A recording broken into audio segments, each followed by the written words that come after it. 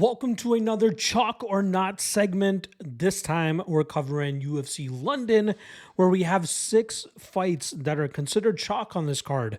And again, my definition of chalk would be anything at minus 185 or wider. And 6 of the 13 fights showcased that this weekend. So I'll talk about these 6 fights very briefly and let you know my thoughts and whether I would consider them chalk worthy and parlayable or not. And some of these chalk spots at minus 185 are more than worthy of being played straight up as well. But I know a lot of you guys love to parlay some spots, and hopefully I can give you some advice that will help you cash some tickets and avoid some landmines. So without further ado, let's get right into this bad boy. First matchup is going to be Guram Kutateladze coming in at minus 450, going up against Cowie Fernandez. Now, this is an intriguing matchup. Obviously, Kutateladze was able to skip out on a 3-fight losing streak last time around as he came up big against Jordan Vucenic in the second and third rounds after getting hurt very badly in the first. Now we know what he's great at. He has solid Muay Thai, nasty elbows, and when he can dictate the pace, he does a good enough job in terms of showcasing solid cardio for 15 minutes. He also has a very good scrambling game, which could cause Cowie Fernandez, who is a BJJ black belt, some issues here. Fernandez, who has lost, I believe, 2 of his professional fights, those losses largely coming in fights where he's unable to get up off of his back and trusts his BJJ a little bit too much. And that could cause him some issues here against Kutateladze. But if we see some slick jiu-jitsu from Fernandez, and if he looks to work back to his feet, he could definitely cause some issues for Kutateladze, especially if he's able to implement that calf kick that seemed to really demoralize Mohamed Yahya, which was the first and only UFC win in Fernandez's career. I expect Kutateladze to win this matchup, but I believe minus 450 is just a smidgen too wide. Fernandez can be very competitive in the striking realm and might have a smidgen of a speed advantage. And if we see a little bit more resistance and a little bit more fight from him off of his back, if Kutateladze looks to grind him out, then this is going to play out much closer than minus 450 indicates. Minus 450, again, is like between 80 and 85% implied that Kutateladze wins this matchup, and I think that's a little bit too wide in the spot. So I'm going to have to put Kutateladze in the not chalk-worthy spot, especially as we've seen him come up short, against guys like Elvis Brenner in the past, and that could, lead to some very sticky situations for him in this matchup against Fernandez. All right, next up, Christian Leroy Duncan coming in at minus 550, going up against Andre Puliev, who just earned his contract through the Contender series this past season, pulling off an upset and defeating Liam Anderson on the scorecards. That night, Anderson was unable to get the fight to the ground, but that's not going to be the approach that Duncan's looking to take. Both these guys are strikers, but I believe the speed and power advantage of Duncan will ultimately prove too much for Puliev. I wouldn't be surprised if we saw Duncan actually try to get into the clinch to wear and slow down the Puliev side of things here, just as we saw him do against guys like Claudio Ribeiro and Denis Tiuliulin. I don't think Puliev will be looking to take this to the ground, and even if he tries to, I think Duncan has good enough takedown defense and get-ups to stifle that part of Puliev's game. But Puliev comes from the Shlamenko striking school, which is mainly known for some flashy strikes, some spinning back kicks, but I think he's going to be up against it here, against the athletically and more powerful Christian Leroy Duncan here. So I'm going to go Duncan as being chalk-worthy at minus 550. Again, I think he has a big enough skill advantage here and athletic advantage, which will ultimately be the difference maker. Thus, I expect Duncan to eventually finish Puliev either in the second or third round, and he will be chalk-worthy while looking pretty damn good doing so. All right, next up, we got Lonnie Kavanagh coming in at minus 300, going up against Felipe dos Santos. Very fun matchup here. Obviously, Kavanagh fighting in front of a hometown crowd. Very fun prospect that Brad Pickett, former UFC flyweight, was able to, really make into a very solid fighter. Flyweight bantamweight, I should say, for Brad Pickett. But regardless, very fun fighter, as showcased stellar improvements throughout his career, undefeated, nasty striking. Obviously, that was to be attributed to for his Dana White Contender Series victory where he was able to get that nasty knockout win over Antoine Ho, who's a solid prospect on this side of the pond. But Kavanaugh, a warrior, a guy that goes out there and really puts together a solid body of work with his striking, lighting up the lead leg of his opponents, putting solid combinations together, and showing off some great durability and grit, especially when fights get a little bit tougher. This fight will play out close initially, but I expect as Kavanaugh's style starts to build momentum, I think we'll see Dos Santos really start to falter in terms of his own momentum and any type of success that he may have in the first round of this matchup. I think Kavanaugh's defensive grappling is good enough to shut that side of Dos Santos's game if that's what he chooses to do. And I think we'll see Kavanaugh win this fight more than likely on the scorecards. And as fight week has started to build here, I think my confidence in Kavanaugh has started to rise. And again, I think it was more so the early parts of this matchup, which I thought were going to be playing out closer than expected.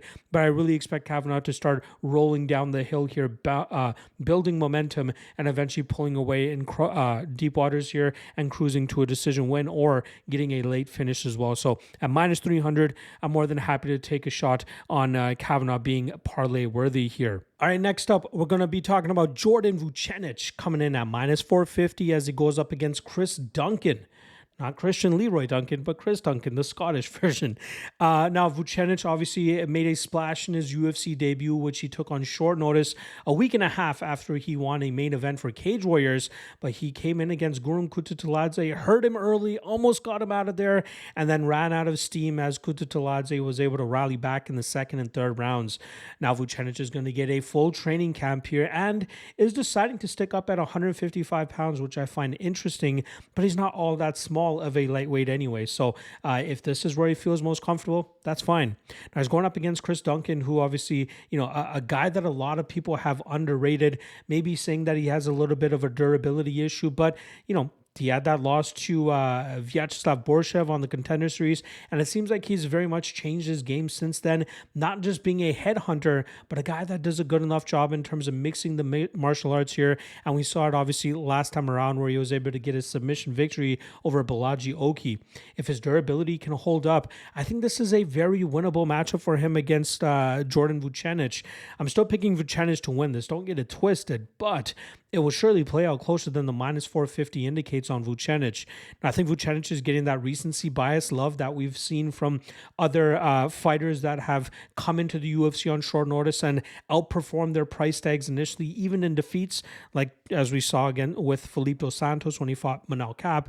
The classic one that I always like to point to is when Tony Ferguson had to take on a very short notice Lando Venata, and Venata, obviously fought much better than people expected, but he seemed to very much fall short in terms of what his potential made it seem like he had in that fight against Tony Ferguson.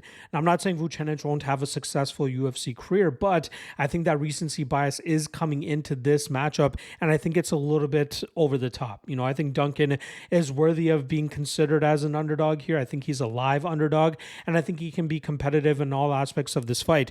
I'm still picking Vucenic to win this matchup, but as you guys can kind of figure out, I'm going to say that he is not chalk worthy in this fight.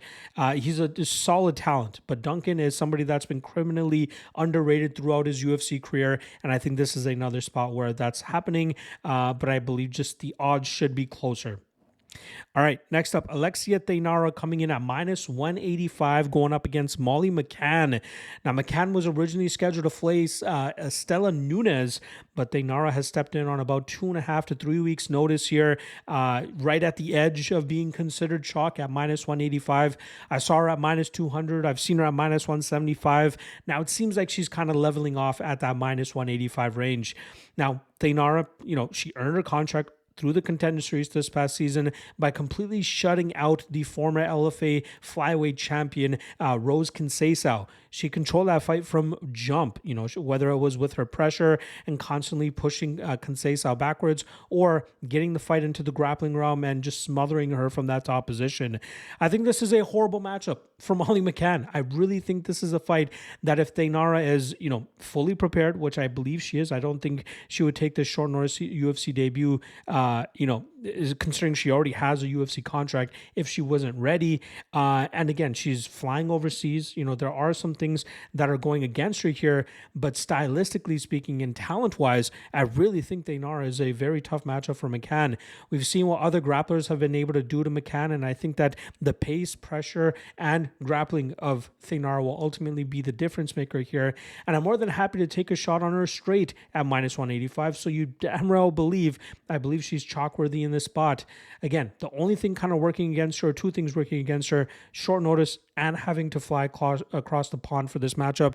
But if she comes in even 80% of what we know of her to be, she should go through McCann and either get a submission or eventually grind this fight out. But Thaynara, chalk worthy. All right, the last chalk or not spot is going to be in the co-main event with Carlos Ulberg coming in at -300 going up against Jan Blachowicz. Now, Blachowicz is coming back from an extended layoff now, and actually the last time he fought was the first time that Alex Pereira was fighting at 205 in the UFC, and that was a fight where he won Blachowicz lost by split decision, and I think a lot of it had to do with the altitude, the grapple-heavy approach he was trying to implement, and we really saw him exhausted after that first round. And I think he's going to struggle to do that here against Ulberg. I think Ulberg has showcased solid takedown defense. I think he's improving that takedown defense. I think that we're seeing him really come into his own. And I think his, youth advantage, I think, he's 8 years younger, if I'm not mistaken. Obviously, he has the speed advantage, the striking advantage, maybe even the strength advantage. Obviously, Blachowicz, if he's able to get this to the ground, he could have some success there. But I think that Ulberg has done a good enough job in terms of working on that aspect of his game so he can keep fights upright and then just batter opponents on the feet. And I really expect him to take advantage of the ring rust that we'll likely see from Blachowicz here. And I think we'll see Ulberg batter Blachowicz en route to a decision win, maybe even getting a late stoppage here. But some people might give me some pushback here, but I think Ulberg is chalk-worthy here at -300. I think this is, closer to the top end of what I would pay for Ulberg. But I think that this is, circumstances and everything being taken into consideration here. I think this is a perfect spot for him to go out there and establish himself as one of the next title challengers, especially if he's able to get his hand raised here over a former light heavyweight champion. All right, there you guys go. Chalk or not for UFC London. Reminder, Cage Warriors and LFA go down this weekend as well. I'll have my Cage Warriors breakdown for you guys posted for tomorrow afternoon, so stay tuned for that. I'll have track plays for that as well, obviously on the MMA LOTN Patreon page. Link for that in the description below. Had a tremendous showcase on the Cage Warriors card this past weekend, both of them, and hopefully wanting to continue that momentum into this card. And then LFA goes down Saturday, which means that I'll have my full card breakdown on YouTube on Friday, so stay tuned for that. And again, I'll have written breakdowns nice and early on the Lock of the Night Patreon page, and link for that in the description below. All right, that's a wrap on this segment. I'll be back later this evening to drop the quick picks breakdown for UFC London. See you guys then. Peace.